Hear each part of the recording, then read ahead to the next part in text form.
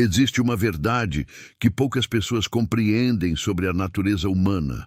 Nós somos incapazes de viver em contradição absoluta sem que isso se manifeste de alguma forma visível. Carl Jung dedicou décadas estudando como o inconsciente humano opera. E uma de suas descobertas mais fascinantes revela que ninguém consegue sustentar uma dupla vida sem deixar rastros psicológicos evidentes. Esses rastros não aparecem apenas em mensagens deletadas ou conversas suspeitas. Eles emergem em padrões de comportamento que escapam ao controle consciente. Quando um homem vive uma infidelidade, ele comete erros específicos que traem sua máscara social. E esses erros estão profundamente enraizados na estrutura da psique humana que Jung passou a vida desvendando. O primeiro erro que homens infiéis cometem está relacionado ao que Jung chamava de projeção psicológica. Quando alguém carrega uma culpa interna, uma sombra que não quer encarar, essa pessoa tende a projetar nos outros aquilo que recusa ver em si mesma. Na prática, o homem que trai frequentemente passa a demonstrar ciúmes excessivos ou desconfiança repentina em relação à parceira. Ele começa a questionar onde ela estava, com quem conversou, por que demorou tanto para responder uma mensagem. Essa inversão acontece porque o inconsciente dele está saturado pela própria traição. E essa saturação vaza na forma de acusações implícitas ou explícitas. Jung explicava que a sombra, essa parte obscura que todos possuímos, mas tentamos negar, busca sempre se manifestar. Quando não é integrada conscientemente, ela se projeta sobre outras pessoas. O homem que trai carrega uma sombra pesada e, ao invés de assumi-la, ele inconscientemente acusa a parceira daquilo que ele mesmo está fazendo. Esse é o primeiro erro detectável. E ele raramente falha em aparecer. O segundo erro está diretamente conectado ao conceito junguiano de persona. A persona é a máscara social que todos usamos para interagir com o mundo, mas ela precisa ter coerência interna para se sustentar. Quando alguém vive uma mentira prolongada, a persona começa a rachar. No caso da infidelidade, o homem passa a apresentar inconsistências gritantes entre o que diz e o que faz. Ele pode afirmar que está cansado demais para qualquer coisa, mas minutos depois demonstra energia abundante ao conversar com outras pessoas. Pode alegar que não tem tempo disponível, mas magicamente consegue horas livres que antes não existiam. Essas contradições não são apenas descuidos, elas são sintomas de uma psique dividida. Jung alertava que quando vivemos em desalinho com nossos valores internos, o inconsciente se rebela e força essas fissuras a aparecerem. A persona do homem infiel tenta manter a imagem de parceiro dedicado, mas o peso da mentira cria fraturas que se tornam perceptíveis para quem observa com atenção. Ele esquece detalhes de histórias que contou, muda versões de eventos recentes e demonstra nervosismo quando confrontado com perguntas simples. Tudo isso porque sustentar duas narrativas paralelas exige um esforço psíquico imenso, e a mente humana não foi projetada para operar nessa fragmentação sem consequências. O terceiro erro que surge na infidelidade masculina tem origem no que Jung descrevia como a negação da própria sombra através da supercompensação. Quando uma pessoa faz algo que contradiz seus valores declarados, o inconsciente tenta equilibrar essa dissonância através de gestos exagerados na direção oposta. Na infidelidade, isso se manifesta quando o homem, de repente, começa a fazer declarações românticas intensas, presentes inesperados ou demonstrações públicas de afeto que não faziam parte do padrão anterior do relacionamento. Essa supercompensação não nasce de um amor genuíno renovado, mas sim de uma tentativa inconsciente de aliviar a culpa que corrói por dentro. Jung ensinava que a psique busca equilíbrio constantemente, e quando existe um desequilíbrio moral profundo, surgem esses comportamentos compensatórios. O problema é que esses gestos carregam uma artificialidade que pode ser sentida. Eles parecem desconectados da realidade emocional do casal, como se fossem performances ensaiadas ao invés de expressões autênticas. A parceira atenta percebe que algo naqueles gestos não soa verdadeiro, porque de fato não é. É apenas a sombra tentando se esconder atrás de uma cortina de fumaça, mas a cortina nunca é opaca o suficiente. O quarto erro revela-se na relação com a intimidade física e emocional. Jung falava sobre como o corpo não mente, porque ele é a manifestação direta do inconsciente. Um homem que divide sua energia libidinal entre duas pessoas inevitavelmente demonstrará alterações no modo como se relaciona com a parceira oficial. Às vezes, ele se torna completamente distante, evitando qualquer forma de proximidade genuína, como se estivesse emocionalmente ausente, mesmo quando fisicamente presente. Outras vezes, acontece o oposto. Ele introduz elementos novos na intimidade, movimentos ou abordagens que nunca fizeram parte da história do casal. Essas mudanças não surgem do nada. Elas são incorporações de experiências que estão acontecendo fora da relação. O inconsciente absorve essas vivências e elas inevitavelmente transbordam para todos os aspectos da vida. Jung dizia que somos totalidades integradas, e quando uma parte da vida está em conflito, todas as outras áreas são afetadas. A intimidade é especialmente vulnerável a essas influências, porque é onde a máscara social cai e o ser humano se revela de forma mais crua.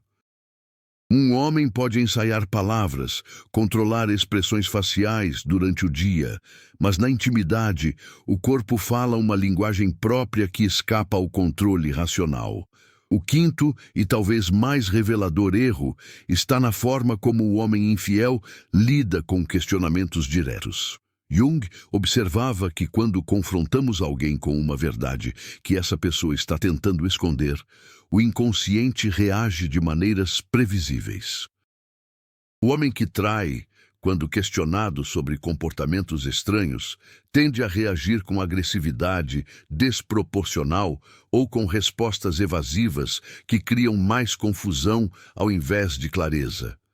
Essa reação desproporcional acontece porque a pergunta ativa a culpa inconsciente e essa culpa se manifesta como defesa psicológica. Jung chamaria isso de um complexo ativado, um nódulo emocional carregado que dispara automaticamente quando tocado. A pessoa não consegue responder com serenidade porque a própria pergunta ameaça desmascarar a estrutura de mentiras que ela construiu. Então, a defesa se torna ataque, ou então surge uma enxurrada de justificativas elaboradas demais para situações simples. Quando alguém está vivendo em alinhamento com a verdade, as respostas fluem naturalmente.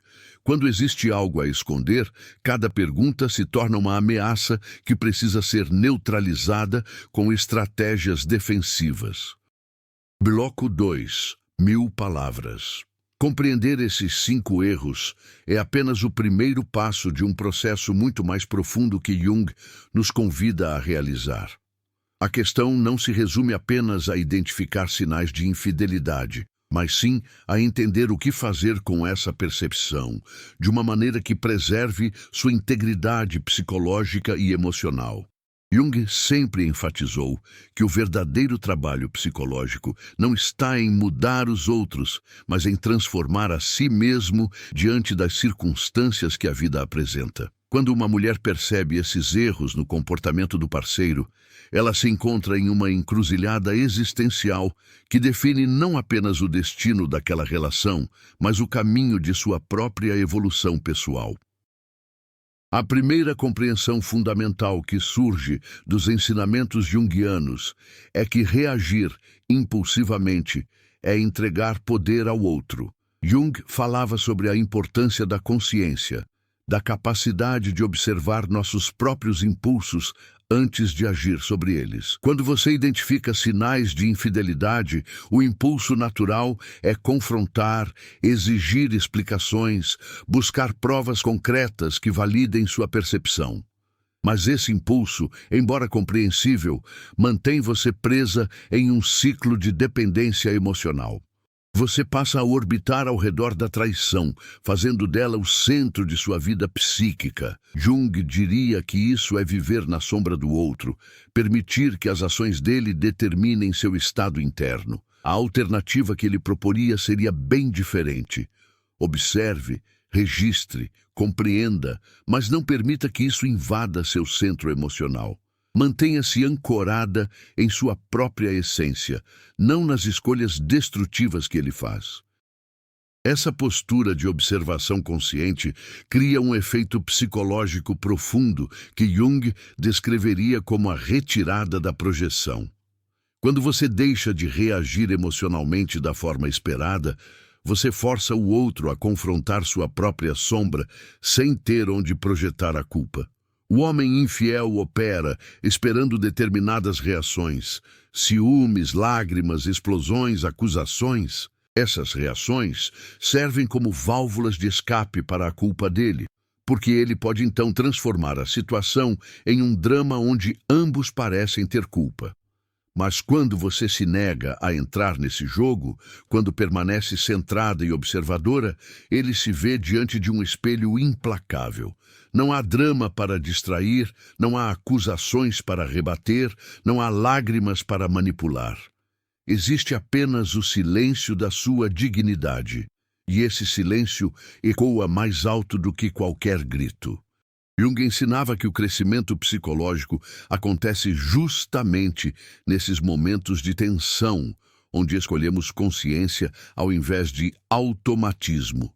Você pode escolher o padrão automático de desespero e perseguição, ou pode escolher a resposta consciente de preservação da própria integridade.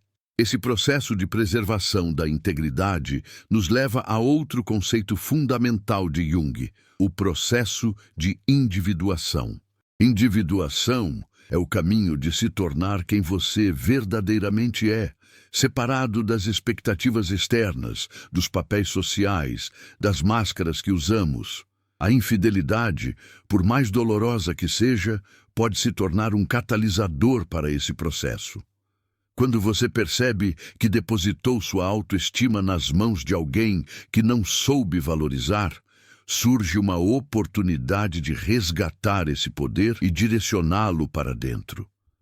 Jung acreditava que as maiores crises da vida são convites para transformações profundas. A dor da traição pode destruir ou pode despertar.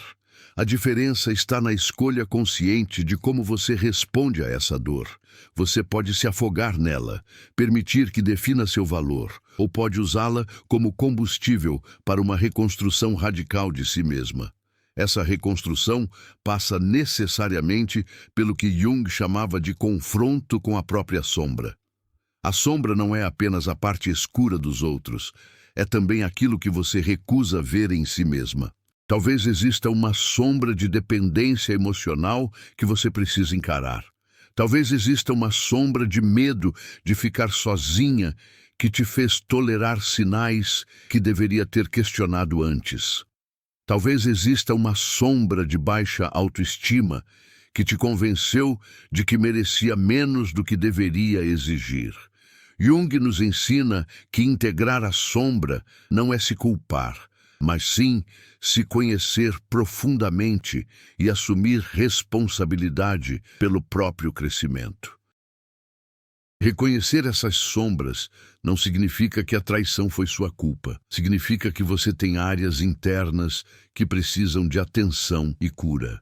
E essa cura só acontece quando você escolhe olhar para dentro, ao invés de ficar obcecada pelo comportamento dele. O redirecionamento de energia que Jung propunha em seus trabalhos se aplica perfeitamente aqui. Toda a energia psíquica que seria gasta em vigiar, investigar, confrontar e sofrer pode ser canalizada para o desenvolvimento pessoal. Jung falava sobre a libido não apenas como energia sexual, mas como energia vital que pode ser direcionada para diferentes propósitos. Quando você deixa de gastar sua energia vital em alguém que não a merece e passa a investi-la em si mesma, acontece uma alquimia psicológica. Você começa a se fortalecer, a florescer, a descobrir talentos e interesses que estavam adormecidos. Isso não é vingança, é renascimento. E esse renascimento tem um efeito colateral interessante. O homem que esperava te ver destruída pela traição descobre que você está se tornando uma versão mais forte de si mesma. Essa inversão de expectativas cria nele um abalo psicológico profundo, porque toda a narrativa que ele construiu desmorona. Se você chegou até aqui, é porque algo nessas palavras tocou uma verdade dentro de você. Este canal existe para isso, para criar esse espaço onde possamos explorar juntos os mistérios da psique humana através dos olhos de Jung. Eu convido você a se inscrever, não por obrigação, mas porque acredito que essa jornada de autoconhecimento é algo que fazemos melhor quando compartilhado. Deixe nos comentários o que essas reflexões despertaram em você. Me conte se você já passou por algo parecido ou se esses conceitos de Jung fazem sentido na sua vida. Sua história importa, e ao compartilhá-la, você ajuda outras pessoas a se sentirem menos sozinhas nessa caminhada. Vamos crescer juntos, porque no fim das contas é disso que se trata. Evolução coletiva através da coragem individual de olhar para dentro. Bloco 3, 1000 palavras. Jung costumava dizer que não nos tornamos iluminados imaginando figuras de luz, mas sim tornando consciente a escuridão. Essa frase resume perfeitamente o trabalho que precisa ser feito quando você se depara com a infidelidade. Não é fugir da dor, não é fingir que não dói, não é se distrair até esquecer, é mergulhar nessa dor conscientemente, extrair dela as lições que ela tem a oferecer e emergir transformada. A traição revela algo sobre ele, mas também pode revelar muito sobre você, sobre padrões que precisa quebrar, sobre limites que precisa estabelecer, sobre amor próprio que precisa cultivar. Um dos conceitos mais poderosos de Jung para esse momento é o da sincronicidade. Sincronicidade é quando eventos externos coincidem de forma significativa com estados internos, como se o universo conspirasse para te mostrar algo. Talvez você tenha ignorado sua intuição várias vezes antes. Talvez os sinais sempre estiveram ali, mas você escolheu não ver. Agora que a realidade se impõe de forma inegável, existe uma sincronicidade nisso. O momento em que você não pode mais fugir é exatamente o momento em que você está pronta para encarar. Jung acreditava que nada acontece por acaso no nível psicológico. Tudo tem um propósito de desenvolvimento. A dor que você sente agora pode ser exatamente a dor que precisava sentir para despertar para uma nova fase da sua vida. Esse despertar passa pela compreensão de que dignidade não é algo que os outros te dão, é algo que você cultiva em si mesma. Jung falava sobre o self, o centro mais profundo do ser humano, a totalidade psíquica que transcende o ego. Quando você se conecta com esse self, com essa essência mais profunda, o comportamento dos outros perde o poder de te destruir. Eles podem te decepcionar, podem te machucar, mas não podem te tirar aquilo que é fundamental em você. Sua dignidade reside nesse lugar intocável, nesse centro que permanece íntegro, independente das circunstâncias externas. Quando você compreende isso visceralmente, não apenas intelectualmente, você se torna inabalável. Não é indiferença fria, é sabedoria quente que entende que seu valor não está em disputa. Jung também nos ensina sobre a importância dos símbolos e rituais no processo de cura. Talvez seja a hora de criar rituais de despedida, não necessariamente da relação, mas da versão antiga de você que tolerava menos do que merecia. Pode ser algo simples, escrever uma carta para si mesma, reconhecendo sua força, fazer uma caminhada simbólica, onde você deixa para trás velhos padrões, reorganizar seu espaço pessoal como forma de reorganizar seu mundo interno. Jung sabia que a psique responde profundamente a esses atos simbólicos. Eles marcam uma transição real entre quem você era e quem você está se tornando. Não subestime o poder desses gestos, por mais simples que pareçam. Eles falam diretamente com o inconsciente, e é no inconsciente que as verdadeiras transformações acontecem. Outro aspecto fundamental dos ensinamentos junguianos aplicados a esse momento é a compreensão de que você não pode salvar ninguém. Você só pode salvar a si mesma. Muitas mulheres caem na armadilha de querer consertar o homem que trai, de acreditar que com amor suficiente, compreensão suficiente, paciência suficiente, ele vai mudar. Jung seria enfático ao dizer que essa é uma projeção perigosa. Você projeta nele potenciais que talvez ele não tenha ou que ele não esteja disposto a desenvolver. O trabalho de individuação é profundamente pessoal e intransferível. Ninguém pode fazer por outro. Se ele não escolher encarar sua própria sombra, confrontar seus próprios demônios, fazer seu próprio trabalho interno, nada que você faça mudará isso. Sua energia precisa estar em você, não nele. Essa compreensão liberta de uma forma radical. Quando você para de tentar mudar o outro e foca em sua própria transformação, algo interessante acontece. Você pode decidir se ainda faz sentido permanecer naquela relação, mas agora essa decisão vem de um lugar de poder, não de desespero. Você não fica por medo de ficar sozinha, você fica porque escolhe. Ou você sai porque reconhece que merece algo diferente. Em ambos os casos, a escolha é sua. E quando a escolha é genuinamente sua, você está exercendo o que Jung chamaria de liberdade psicológica. Essa liberdade é o oposto da prisão emocional, onde muitas mulheres se encontram quando descobrem uma traição. Jung passava muito tempo estudando mitos e histórias antigas porque entendia que essas narrativas contêm sabedoria atemporal sobre a experiência humana. Em muitos mitos, o herói precisa descer ao submundo, enfrentar monstros, passar por provações terríveis antes de renascer transformado. A infidelidade é o seu submundo. Os monstros são seus medos, suas inseguranças, sua dor. As provações são as escolhas difíceis que você precisa fazer agora. Mas do outro lado dessa jornada, existe uma versão sua que é mais sábia, mais forte, mais completa. Jung acreditava que essas jornadas são inevitáveis para quem busca viver uma vida autêntica. Você pode resistir a elas, mas elas sempre retornam de alguma forma. Ou você pode abraçá-las, por mais dolorosas que sejam, e permitir que te transformem. No fim das contas, os 5 erros que homens infiéis cometem são apenas sintomas de algo maior, a fragmentação psicológica de quem vive em contradição com seus próprios valores. Jung dedicou sua vida a mostrar caminhos de integração, de totalidade, de autenticidade. Quando você escolhe não se fragmentar diante da traição dele, quando escolhe permanecer inteira mesmo diante da dor, você está fazendo esse trabalho junguiano de integração. Você está dizendo ao universo e, mais importante, está dizendo a si mesma: eu não permito que as escolhas destrutivas de outros me destruam. Eu escolho crescer, eu escolho evoluir, eu escolho me honrar. Se essas reflexões chegaram até você neste momento da sua vida, saiba que não é coincidência. Como Jung nos ensinou, a sincronicidade age de formas misteriosas.